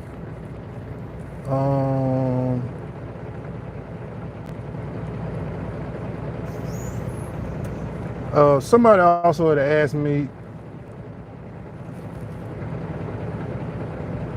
Somebody had also asked me, do I recommend a brother going to North Dakota? The only thing matters to people in North Dakota is that you come to work, be on time, do your job, mind your business, and not harass your coworkers. Don't nobody care about nothing else up there. In North Dakota, you have to go looking for trouble. I have never had any problems with anybody in North Dakota, but I present myself in a way of a, jolly type of a person. I like being alive, and I want to continue being alive.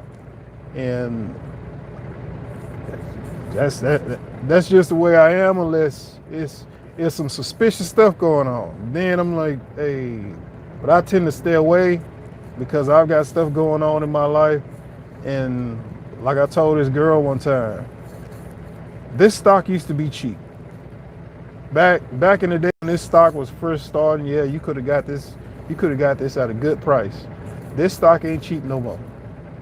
This stock is not cheap. And that's the way I look at it. I done put too much time into this world, to my own career, and there's some stuff I can't be around. I can't put myself at risk of stuff that looks suspicious, like it might go wrong in a way that I can't afford to have going wrong in life. So that's how I look at it. Henry Bob Swellikers, what's up, man? I got to give a shout out over again to everybody that showed up today. I know I ain't made a video in a while. Timothy Fritch, Owen Trammell, what's up, man? I don't know how I missed that one, but Timothy Fritch, Owen Trammell, Grant 50, Greg G, Grant 50, Greg G, Dab Josh, Gas Can Explode.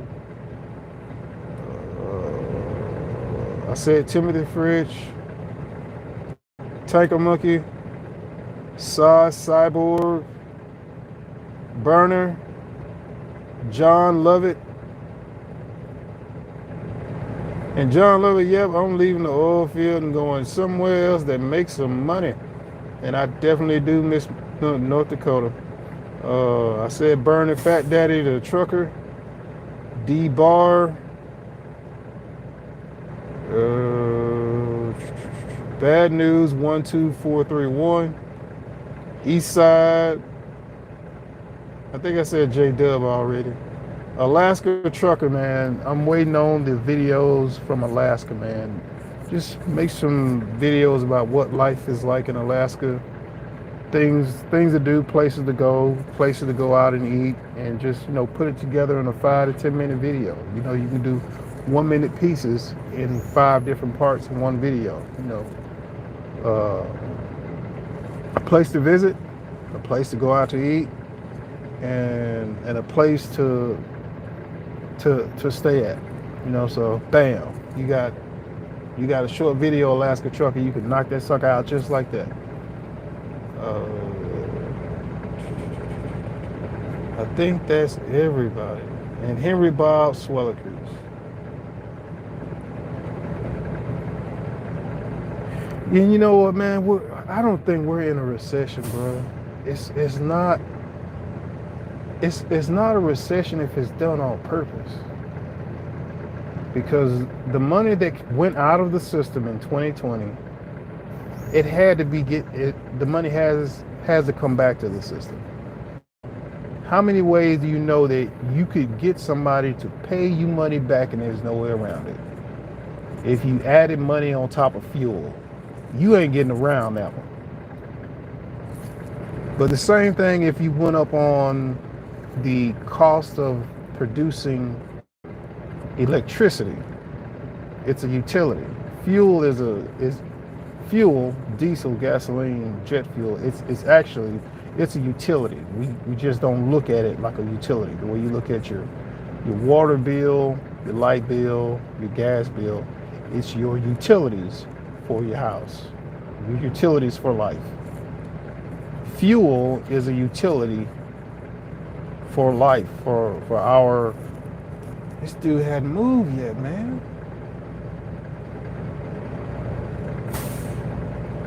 Like, hell, I don't need this load that bad.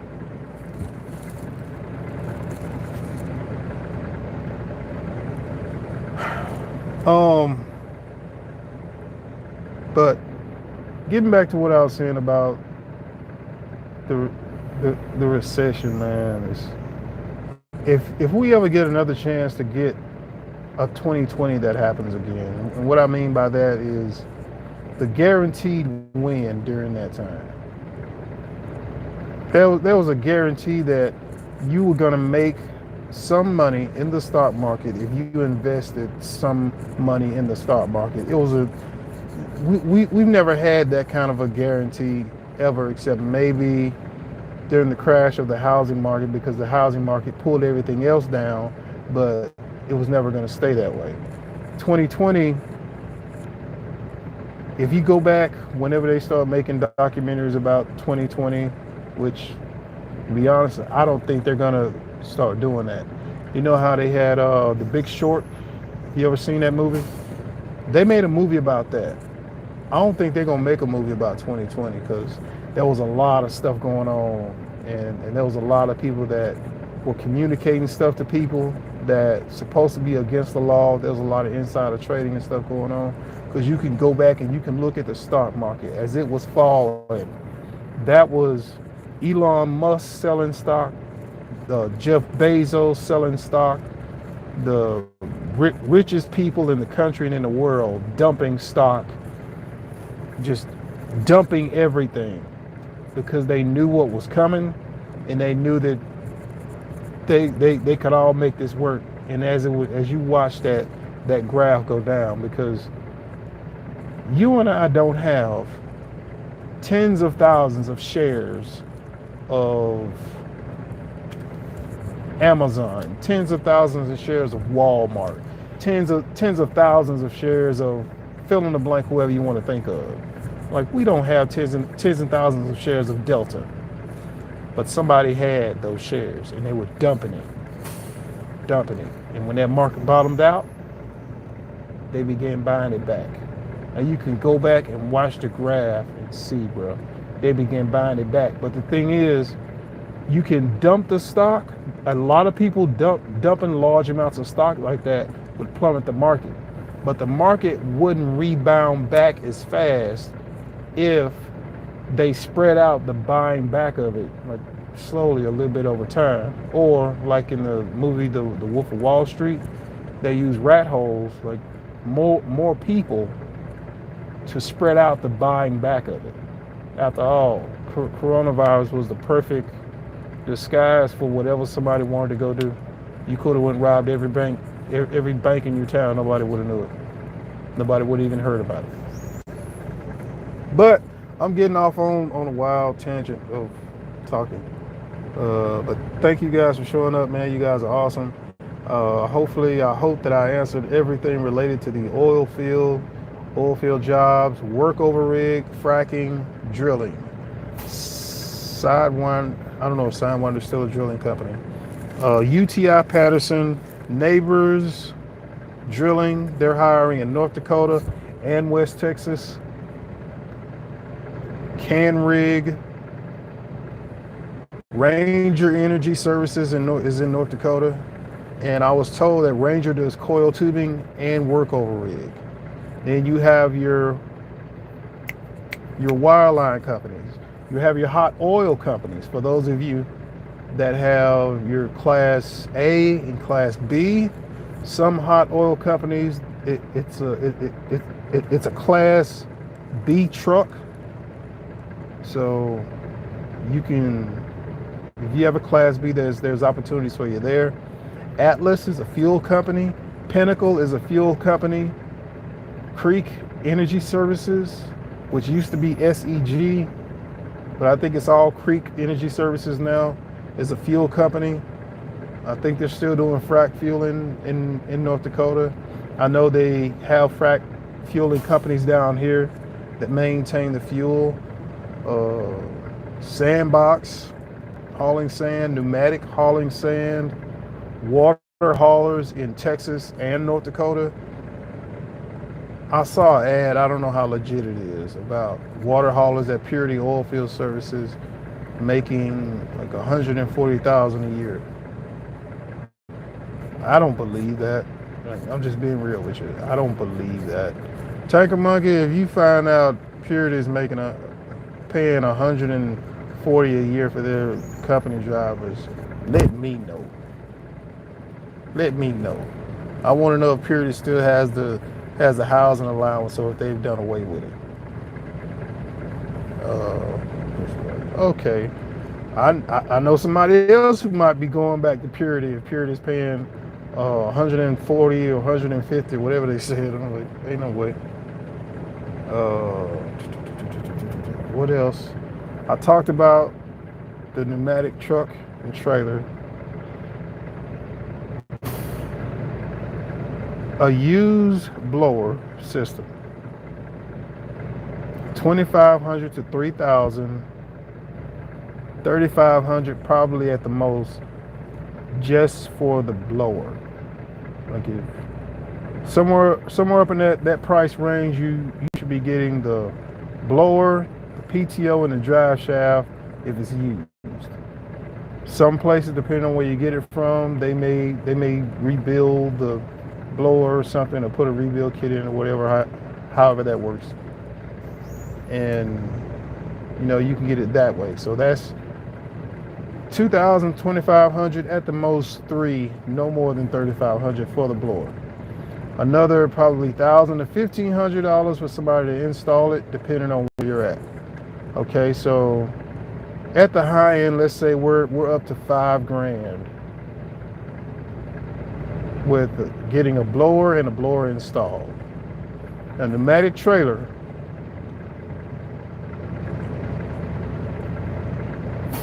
just think $10,000, but if you can get one cheaper than that, that's even better. But keep in mind with a pneumatic trailer, you need to know what you're buying and you need to know what you're looking at. You need to understand.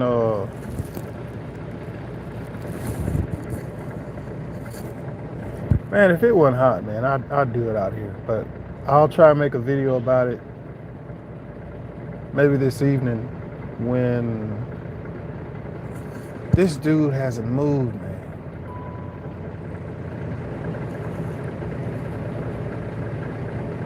Yeah.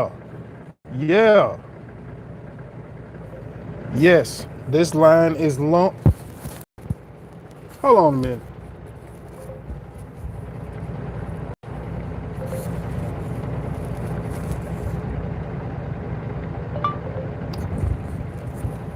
Hold on a minute, cause like, hey, this line is long and trucks are backed up all the way to the check-in shack.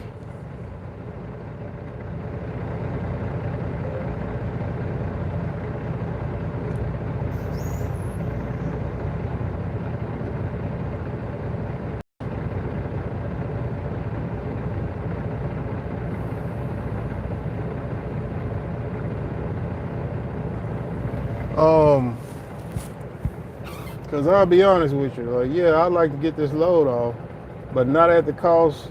Cause I know ain't nobody over there at the well like that.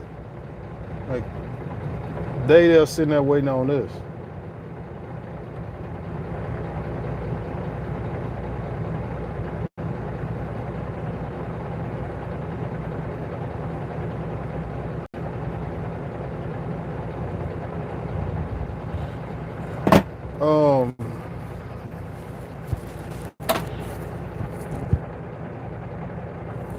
Forgot what I was talking about.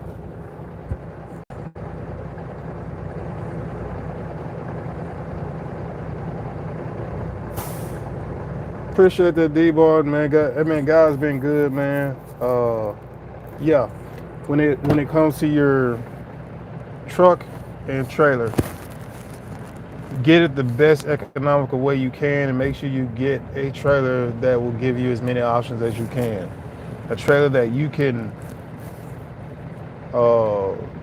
blow into and blow out of. So if you get somewhere and they're gonna load a product in an unconventional way. A conventional way is loading the product directly from the top, and you're gonna blow the product out to the belly line to whatever vessel you're gonna blow it into. That is the conventional way. The non-conventional way, as far as what I've seen in comparison to what we're doing, is when you have to pressurize another vessel. For example,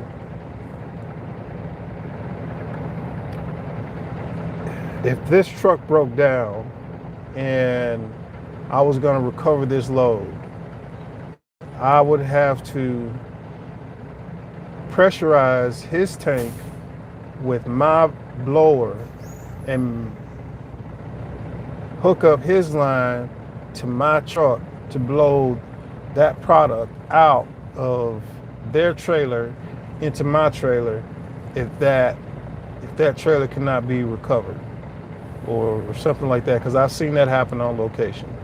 A guy's drive shaft goes out or his blower gives out or something, or he loses his hot hose, which is the hose that goes from your blower to your trailer. You know, one of the other guys that works at the same place that he works at, they'll pull up next to him and they'll use their blower to pressurize his trailer so that they can get the product out of his trailer into the silos or whatever container that you're going to put the customer's product into, and then they can both get off location and he can go get his truck fixed. So that's stuff to keep in mind. Make sure you keep enough hoses. That's 10 feet, 10 feet, 20, 20,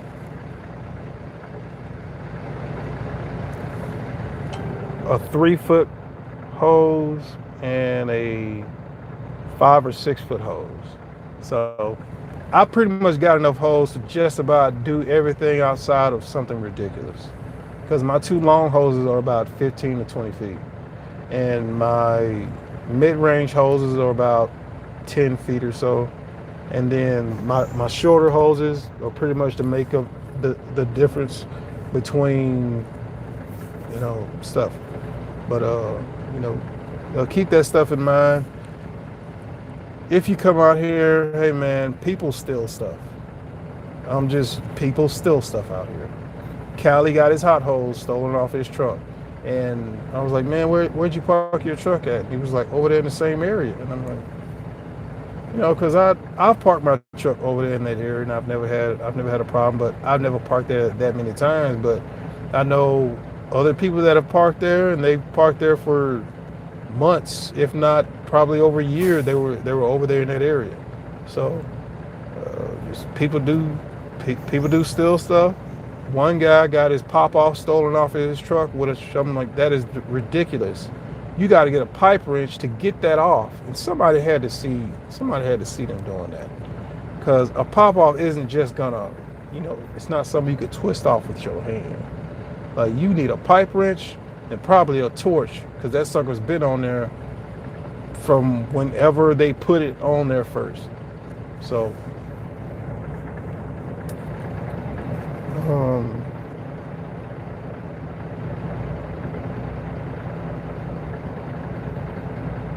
make sure you don't go, man. I really want to say, get you a parts truck if you come out here. Get you a pickup truck that you can keep your spare stuff that you might need if your truck gets stranded somewhere, to keep from having to call in road service or anything like that.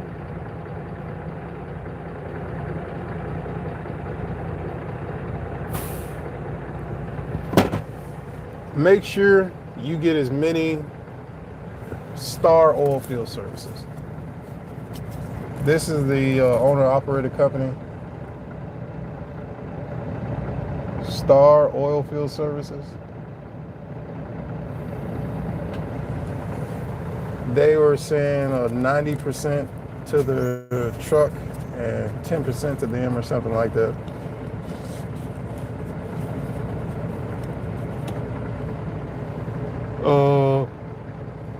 Oh yeah. Make sure you get plenty of business cards from people, so that you have multiple options. If you do have a breakdown or something, you can call. Or you have more than one options. Please hit that subscribe button if you haven't already. Tune in for more videos to come in the future, man. And I'll probably be making a video about them hitting my bumper, man. And it ain't just that they hit it. It ain't just that they hit it and they bent the aluminum. They hit it and they bent the steel. And the steel, so now it has a bulge in it. So now the bull rack on the front won't close right the way it's supposed to. But man, I'm about to cancel this load, bro.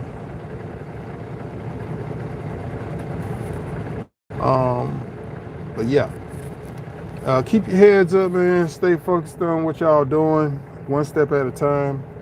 Don't be afraid to step out into new opportunities, which is what I'm doing. I know I've been over here long enough, and personally, I've gotten burnt out of West Texas, and it's time for me to step out of this that I've gotten used to and comfortable in, and do something that is the next challenge, obstacles presented to overcome, and the next rejuvenation into my owner-operator career. So we'll see what happens, and we'll see where this goes.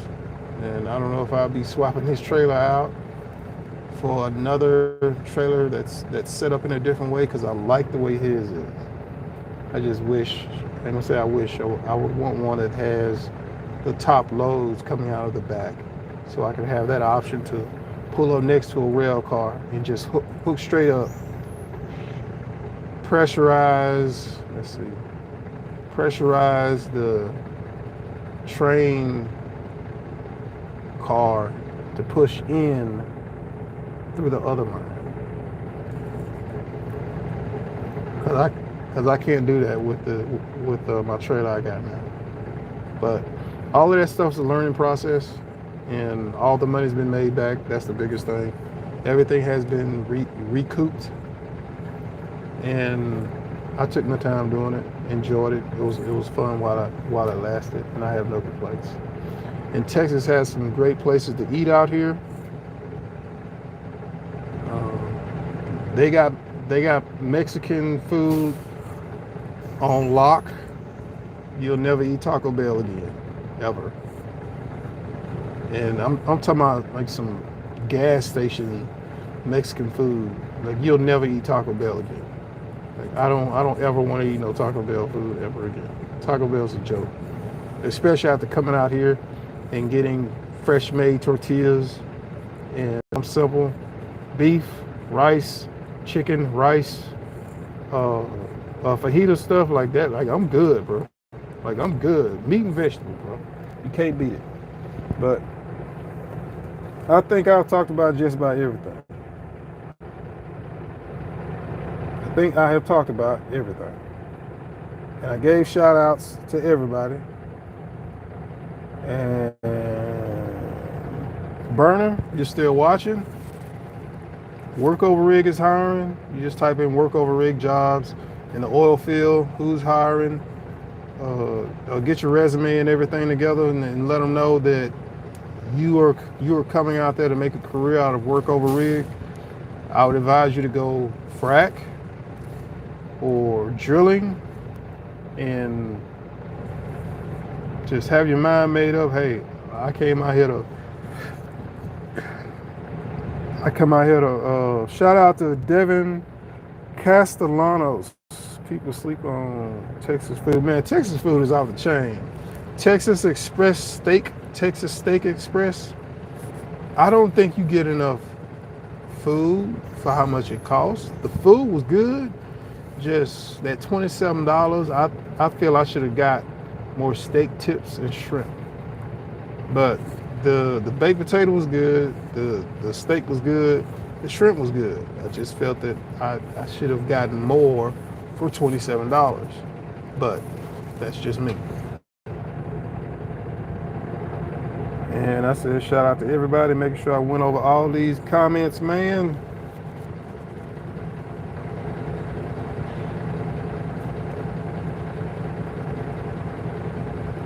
But Burn, I think you got a good bit of information that you can take this information, you can utilize it. I gave you plenty of companies that are hiring, and if anybody else that goes back and watches this video, you can see. Alaska Trucker, I still want to see some videos about Alaska.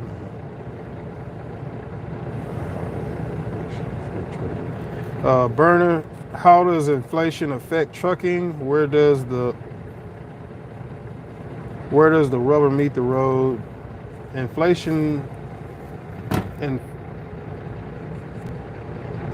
affects trucking because it touches everything else.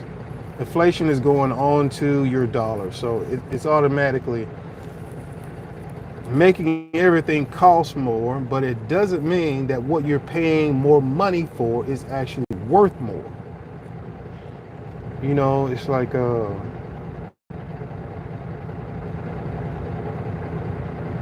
you can go to the store and you can pay $2 to get a 20-ounce Coke. We know a 20-ounce Coke don't cost $2. It costs more than $2. But let's say it costs you $2. Well, 5 years ago, that 20-ounce Coke cost you $1.75. You're not getting more Coke. You're not getting a better quality of Coke. You're getting the exact same Coca-Cola that you've been getting. It's just costing you more money. It doesn't mean that what you're getting is better or any different. It's like people selling land and houses. So you go to one area of the state and the houses, it's the exact same square footage, the exact same number of rooms, exact same number of bathrooms, house, yards, the same. But over in this neighborhood, the house costs this much. Over in this neighborhood, the house is half the price. There's an inflated price of that house by the area that the house is in. At this point in 2022, the world is in a different area of financial market. I guess that's the best way to put it I could think of.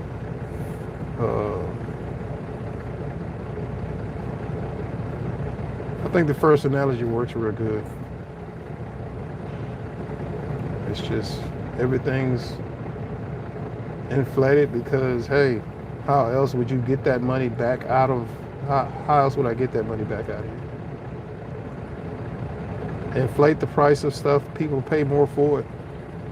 Now, the biggest thing that should be a scam to anybody, if the United States dollar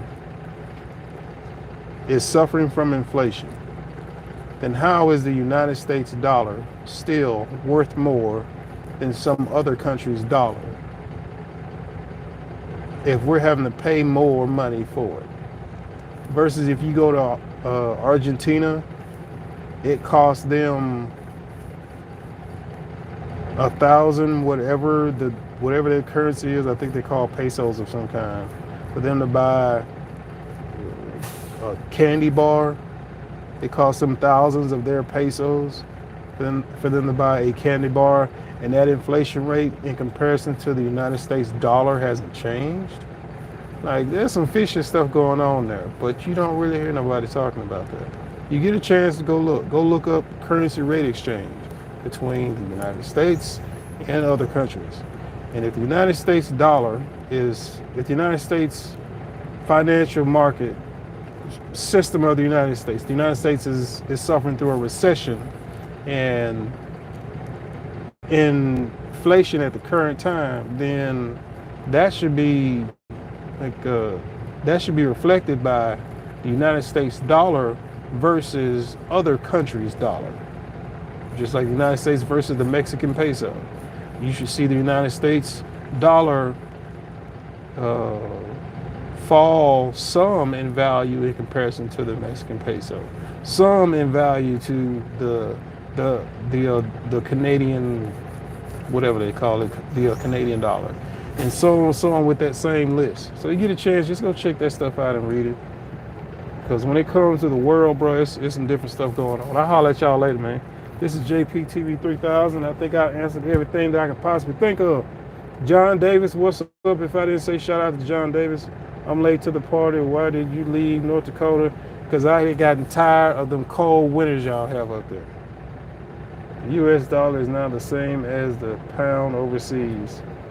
No, not the pound. Because when you look at the United States dollar by average, it's always been close to the European countries' dollars in some kind of a way, whether it was the Canadian or England, British, Euro. It's always been relatively close. But then when you look at the United States versus the Dominican Republic, Southeastern Asian countries, China. I can't say Brazil because Brazil is a huge country and people don't realize Brazil is huge. That country is huge, man. And Brazil has quite a lot of a variety that they export, that they manufacture and sell, and that they distribute between other countries. But then you look at Argentina and Chile, that's kind of a different ball game. But that's a whole different conversation, and I can clearly say I don't know that much about Chile and Argentina, just what little bit that I've read and just doing a little bit of studying and stuff. But I'll holler at y'all later. I said shouts out to everybody, including the guys that came late, which were Devin Castellanos and John Davis. Everybody else, I already gave a shout out to y'all. JPTV 3000. Peace.